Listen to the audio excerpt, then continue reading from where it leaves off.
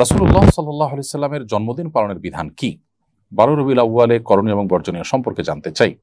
রাসূল করিম সাল্লাল্লাহু আলাইহি সাল্লামের জন্মদিন পালন করা সুস্পষ্ট বিদআত।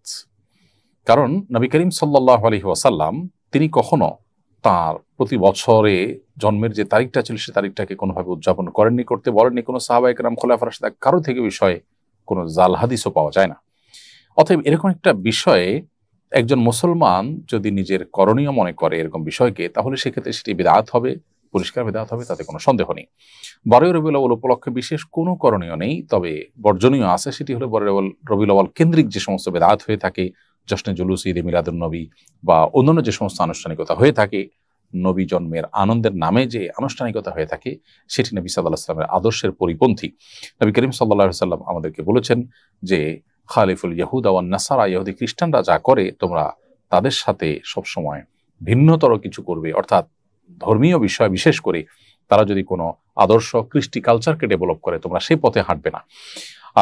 আজকে খ্রিস্টানরা তাদের নবীর জন্মদিবস পালন করছে। একটা সময় খ্রিস্টান ধর্মেও এটা নিষিদ্ধ ছিল, বাট তারা কালের আবর্তনে দেখা গেছে যে তারা পেগানদের বা প্রকৃতি পূজারীদের, অগ্নি পূজকদের কাছ থেকে এই জিনিসটা ধার করে নিয়েছে এবং আমরা তাদের থেকে ধার করে নিচ্ছি। আমাদের স্বকীয়তা, আমাদের যে বৈশিষ্ট্য, আমাদের যে শ্রেষ্ঠত্ব, আমাদের নবীর যে আদর্শ, সেখান থেকে আমরা বিচ্যুত হয়ে যাচ্ছি। একজন মুসলিম গড্ডালিকায় বা স্রোতে তিনি গা ভাসাবেন না, তিনি কোরআন ও সুন্নাহর প্রতি অনুসরণ করে চলবেন। অতএব আমাদেরকে নবী সাল্লাল্লাহু আলাইহি ওয়াসাল্লামের জন্মদিবস কেন্দ্রিক কোনো আনুষ্ঠানিকতায় আমাদের অংশগ্রহণ করা জায়েজ নয়। তাছাড়া 12 রবিউল আউয়াল এই দিনটিতে নবী সাল্লাল্লাহু আলাইহি ওয়াসাল্লামের জন্ম হয়েছে কিনা সেটা নিয়ে ইতিহাসবিদদের মধ্যে নানাবিধ মত আছে। নবী সাল্লাল্লাহু আলাইহি ওয়াসাল্লামের রবিউল আউয়ালে মৃত্যু হয়েছে এবং এই তারিখে মৃত্যু হওয়ার কথাও অনেক ইতিহাসবিদরা বলেছেন, যদিও এই বিষয়টা নিয়েও নানা মতভেদ আছে। তাদের কাছে, সাহাবীদের কাছে আসলে এই দিবসগুলোর উদযাপন খুব একটা গুরুত্বপূর্ণ বিষয় ছিল না বলেই এই তারিখ সংরক্ষণ করার পরে তাদের এত বেশি গুরুত্বারোপ তারা করতেন না। আজকাল আমাদের দিবস কেন্দ্রিক যে পৃথিবী তৈরি হয়েছে, সেখানে আমাদের কাছে দিবস অনেক গুরুত্বপূর্ণ, সেজন্য আমরা দিবসগুলোকে ওইভাবে সংরক্ষণ করি। যাই হোক, তো 12 রবিউল আউয়ালকে কেন্দ্র করে যে সমস্ত আনুষ্ঠানিকতা হয়ে থাকে আমাদের সমাজে, এগুলো বেদাতে পরিগণিত হওয়ার মতো বিষয়। আমাদের যে সমস্ত ভাইরা এগুলো করছেন, তারা নবী সাল্লাল্লাহু আলাইহি ওয়াসাল্লামের প্রতি ভালোবাসা থেকেই করছেন। তাদের ভালোবাসার জায়গাটাকে শ্রদ্ধা তো অবশ্যই করি, কিন্তু ভালোবাসা প্রকাশের পদ্ধতি এবং বেদাতের প্রতি ঝুঁকে যাওয়া, এই জায়গা থেকে তাদের সরে আসা উচিত। আল্লাহর খাতিরে, আল্লাহর জন্য, আল্লাহকে সন্তুষ্ট করবার জন্য আমরা তাদেরকে বিনীতভাবে আহ্বান করব। আমরা সাধারণ গোসল সেরে বাথরুমে কাপড় পরিবর্তন করি। বাথরুমে কাপড় পরিবর্তনের সময় পোশাক পরিধানের দোয়া পড়া যাবে কিনা? পোশাক পরিধানের জন্য যে দোয়া হাদিসে আছে, সেটা যদি আপনি পড়তে চান, এমনকি বিসমিল্লাহ বলে শুধু যদি পড়তে চান, সেটিও টয়লেটে যদি আপনি পড়তে হয় তাহলে সেক্ষেত্রে মনে মনে পড়তে হবে, কারণ টয়লেটে নোংরা জায়গাতে আল্লাহর নাম নেওয়া এটা মাকরুহ। যদি টয়লেটে এমন কোনো পোষণ থাকে যে কমোডের অংশটা আলাদা আর অন্য অংশটা আলাদা, তাহলে সেখানে আপনি পড়তে পারবেন। বিক্ষোভ দমনের ক্ষেত্রে আইনশৃঙ্খলা রক্ষাকারী বাহিনীর বল প্রয়োগ নিয়ে প্রায় সমালোচনা হয়। এক্ষেত্রে বল প্রয়োগের সীমা কতটুকু, কোন ক্ষেত্রে কতটুকু বল প্রয়োগ করা যাবে, এ বিষয়ে শরীয়তের কোনো নির্দেশনা আছে কি নেই? উত্তর হলো অবশ্যই আছে। আল্লাহর দিন পরিপূর্ণ, যার কারণে কোরআন এবং সুন্নাহয় মানুষের জীবনের প্রত্যেকটা ক্ষেত্রে তার করণীয় এবং বর্জনীয় সম্পর্কে পরিষ্কারভাবে নির্দেশনা দিয়েছে। পুলিশ কিংবা আইনশৃঙ্খলা রক্ষাকারী বাহিনীর দায়িত্বরত ভাইরা, তারা যদি কখনো আইনশৃঙ্খলা রক্ষার খাতিরে বা সর্বস্তরের মানুষের জানমাল রক্ষার খাতিরে কিংবা অপরাধ দমন করবার জন্য তাদের বল প্রয়োগ করার দরকার হলে যে ন্যূনতম স্ট্যান্ডার্ড তাদের জন্য ঠিক করা আছে, সেই স্ট্যান্ডার্ড তাদেরকে মেনটেন করে চলতে হবে, যদি সেখানে শরিয়া বিরোধী কোনো কিছু না থাকে। থ্রেট যতটুকু হবে বল প্রয়োগ ঠিক ততটুকু তারা করতে পারবেন।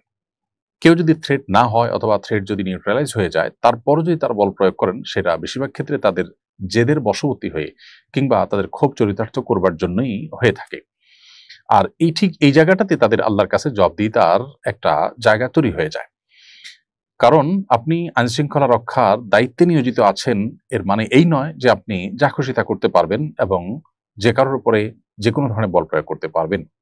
এক্ষেত্রে আপনার দ্বারা কোনো জুলুম হচ্ছে কিনা, সীমা লঙ্ঘন হচ্ছে কিনা, সেটা খুবই গুরুত্বপূর্ণ বিষয়।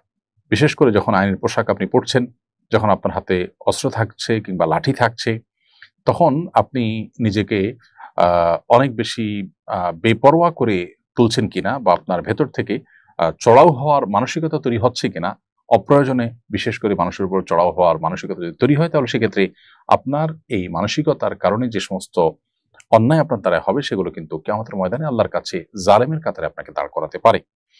সাহাবা ইকরামের ক্ষেত্রে আমরা জানি যে আমাদের ইসলামের ইতিহাসের সোনালী যুগের স্বর্ণ মানবগণ, তারা রণাঙ্গনে পর্যন্ত, যেখানে আল্লাহর দুশমনরা, মুসলমানদের দুশমনরা তাদের সাথে যখন লড়াইয়ে লিপ্ত ছিলেন, তারা তখনও তারা যদি এমন কোনো কাজ করত যে নিজের ভেতরে ক্ষোভ তৈরি হয়েছে তার প্রতি ব্যক্তিগত কারণে, তখন তারা তাদেরকে আক্রমণ করা কোনো কোনো ক্ষেত্রে থামিয়ে দিতেন। অর্থাৎ এটা এনশিওর করতেন যে তাদের প্রতি আঘাত বা আক্রমণটা আল্লাহর খাতিরে হচ্ছে কিনা, শান্তি রক্ষার খাতিরে হচ্ছে কিনা, নাকি ব্যক্তিগত কোনো ক্ষোভ বা ইগোর কারণে এটি হচ্ছে।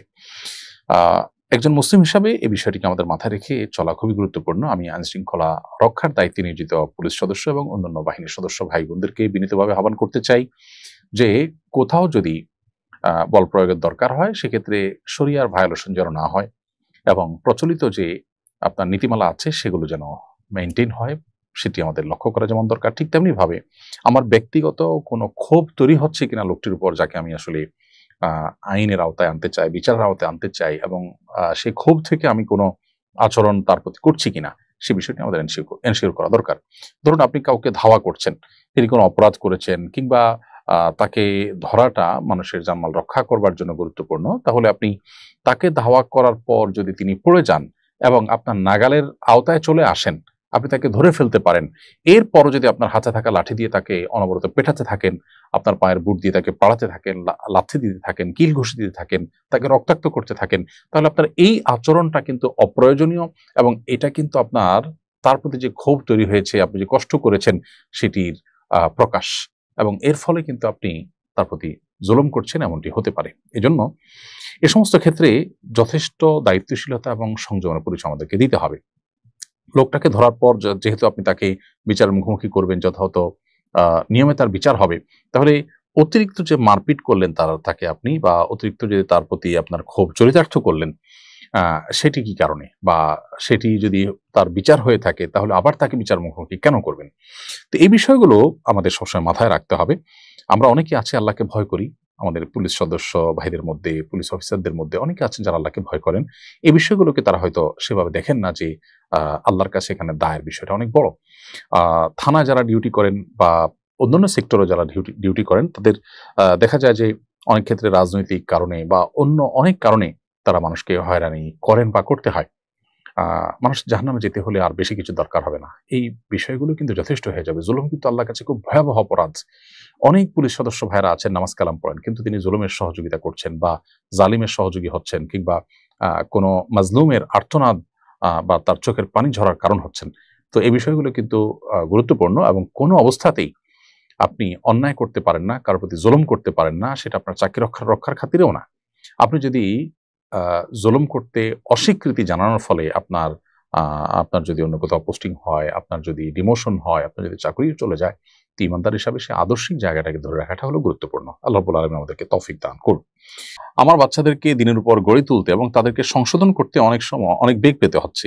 অধিকাংশ সময় আমি রেগে গিয়ে তাদের উপর হাত তুলি। অনুগ্রহ করে আমাকে এই বিষয়ে উপদেশ দিন। শিশুদেরকে শাসনের সীমা কতটুকু জানতে চাই।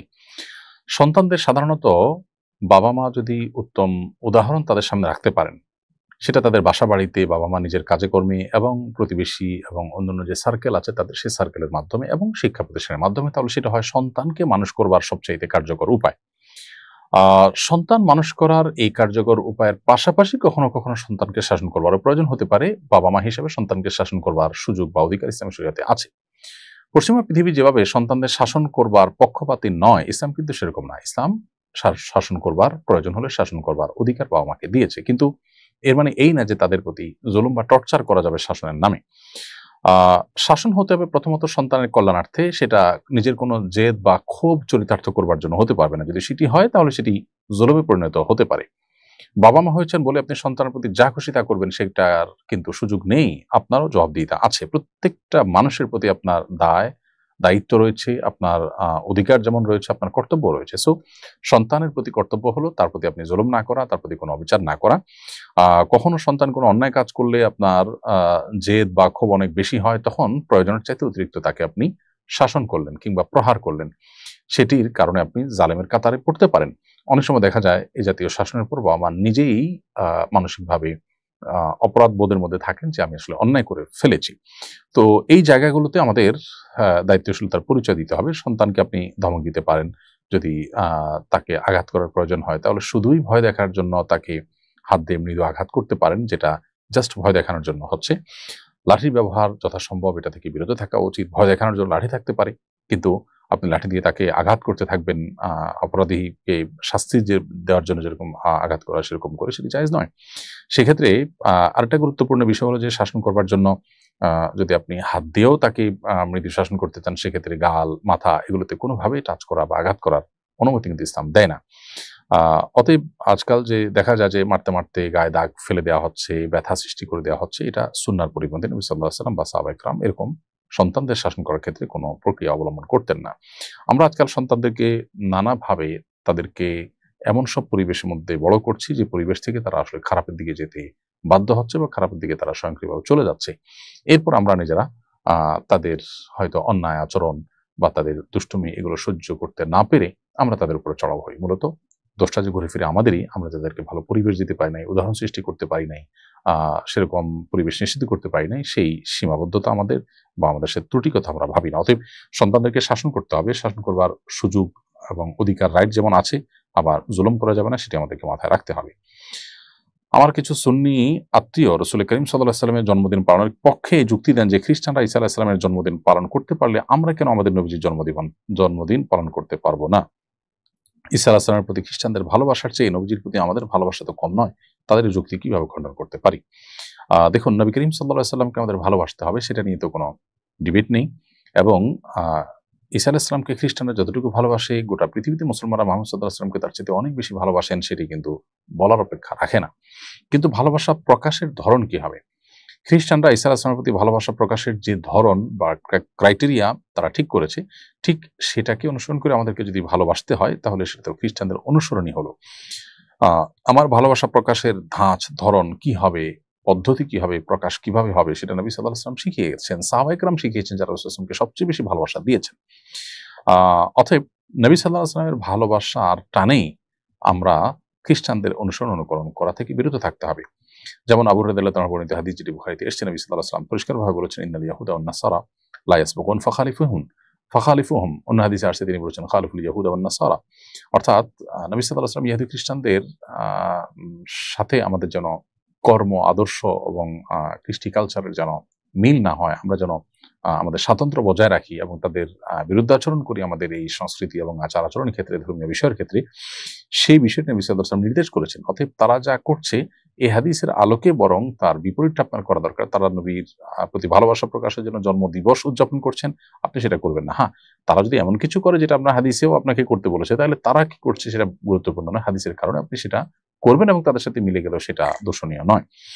অতএব 12ই রবিউল আউয়াল উদযাপনের জন্য খ্রিস্টানদের যুক্তি দাঁড় করানো একেবারেই ভুল। খ্রিস্টানরা তাদের নবীকে নিয়ে তাদের সীমা লঙ্ঘন করেছে, তারা আদর্শ থেকে বিচ্যুত হয়েছে। নবী সাল্লাল্লাহু আলাইহি ওয়াসাল্লাম পরিষ্কারভাবে সেটি বলেছেন সহিহ বুখারীতে, তিনি বলেছেন, লা তুতরুনি কামা আতরাতিন নাসারা ইবনে মারইয়াম। খ্রিস্টানরা ঈসা আলাইহিস সালামকে নিয়ে, ইবনে মারইয়ামকে নিয়ে যে পরিমাণ বাড়াবাড়ি করেছে, তোমরা আমাকে নিয়ে সেরকম বাড়াবাড়ি করবে না। এই যে নবী সাল্লাল্লাহু আলাইহি ওয়াসাল্লাম নিষেধ করেছেন তাদের মত করতে, বিশেষ করে তাদের নবীর ক্ষেত্রে তাদের ভালোবাসা প্রকাশের ক্ষেত্রে যে সীমা লঙ্ঘন তারা করেছে সেটা যেন আমরা না করি। বিধায় আমাদেরকে একজন মুসলিম হিসাবে ইসলামের যে স্বকীয়তা আছে সেটিকে অনুসরণ করে চলতে হবে। ব্যাংকের সুদ থেকে প্রাপ্ত টাকা দিয়ে ট্যাক্স আদায় করা যাবে কিনা? উত্তর হলো যে ব্যাংকের সুদের টাকা আপনার জন্য ভোগ করা নাজায়েজ এবং গুনাহের কথা। আপনি যে ট্যাক্স দিতে হচ্ছে সেই ট্যাক্সটা আপনি দেওয়াটা মানে আপনি ভোগ করা, কারণ ট্যাক্সটা আপনাকে সামহাও দিতে হতো, তো আপনি এটা দিয়ে সেটা দিচ্ছেন, তার মানে আপনি আপনার পারপাস সার্ভ করছেন সুদের টাকা দিয়ে, তো আপনি ভোগ করছেন, আপনার কাজে লাগাচ্ছেন সেটাকে, ব্যাপারটা এরকমই হলো, সেজন্য এটা জায়েজ নেই। সম্প্রতি আফগানিস্তানে ভয়াবহ ভূমিকম্প হয়েছে, এতে 6 শতাধিক মানুষ নিহত হন। কাছাকাছি সময়ে সুদানে কম্পে সহস্রাধিক মানুষ নিহত হয়েছে। অনেকে এ ধরনের প্রাকৃতিক দুর্যোগকে আল্লাহর পক্ষ থেকে আযাব হিসেবে বিবেচনা করেন। ভূমিকম্প বা এ ধরনের প্রাকৃতিক দুর্যোগ কি আযাব? এ ব্যাপারে শরীয়তের ভাষ্য কি? এ ধরনের প্রশ্ন আমাদের কাছে নিয়মিতই আসে এবং বারবার করে আমরা একই প্রশ্ন উত্তর দিয়েছি। ভূমিকম্প এটা আল্লাহর পক্ষ থেকে শাস্তি হতে পারে। কোন জাতির মধ্যে অপরাধ প্রবণতা বেড়ে গেলে আল্লাহ তাআলা শাস্তি দিতে পারেন। আবার একইভাবে এটা আল্লাহ তাআলার পক্ষ থেকে পরীক্ষাও হতে পারে যে কেউ হয়তো কতটা আল্লাহর অনুগত বান্দা সেটি পরীক্ষা করবার জন্য আল্লাহ বিপদ দিয়ে তাকে পরখ করেন যে তিনি কতটা আল্লাহর অনুগত থাকেন। আল্লাহ সবই জানেন, সেটিকে আল্লাহ প্রমাণ করতে চান আমাদের কাছে। আবার কখনো কখনো মানুষকে সঠিক পথে ফিরে আসার জন্য আল্লাহর পক্ষ থেকে অ্যালার্ম হিসাবে মেসেজ হিসাবে সেটি দেওয়া হয়। এজন্য আল্লাহ তাআলা সূরা সাজদা বলেছেন, ওয়ালা নুযিকান্নাহুম মিনাল আযাবিল আদনা দুনাল আযাবিল আকবার লাআল্লাহুম ইয়ারজিউন। লাআল্লাহুম ইয়ারজিউন, দুনিয়াতে আল্লাহ তাআলা ছোটখাটো আযাব দিয়ে মানুষকে বড় আযাব আখিরাতে যেটা মানুষের জন্য অপেক্ষা করছে সেটা থেকে বাঁচাবার জন্য আল্লাহ তাআলা অনেক সময় দুনিয়াতে ছোট আযাব দেন যেন মানুষ ফিরে আসে অন্যায় কর্ম থেকে। তো মানুষের ব্যক্তিগত বা জাতীয় জীবনে বিপর্যয় বা বিপদ যেকোনো কারণে হতে পারে। তার কোনটিকে আল্লাহর আযাব হিসাবে আমরা ট্রিট করব এবং আপনার ট্যাগ করব, সেটি কিন্তু সবসময় করবার সুযোগ নেই। তবে এটা ঠিক যে কিয়ামতের আগে অনেক বেশি পরিমাণে ভূমিকম্প হবে সে মর্মে হাদিস রয়েছে নবী সাল্লাল্লাহু আলাইহি ওয়াসাল্লাম থেকে। অতএব ভূমিকম্পের পরিমাণ বা মাত্রা বেড়ে যাওয়া এটা কিয়ামতের আলামতসমূহের মধ্যে থেকে একটি। আল্লাহ তাআলা এই ধরনের ভয়াবহ ভূমিকম্প এবং এ ধরনের যে ক্ষয়ক্ষতি হয়ে থাকে তা থেকে আল্লাহ তাআলা আমাদের সবাইকে হেফাজত রাখুন।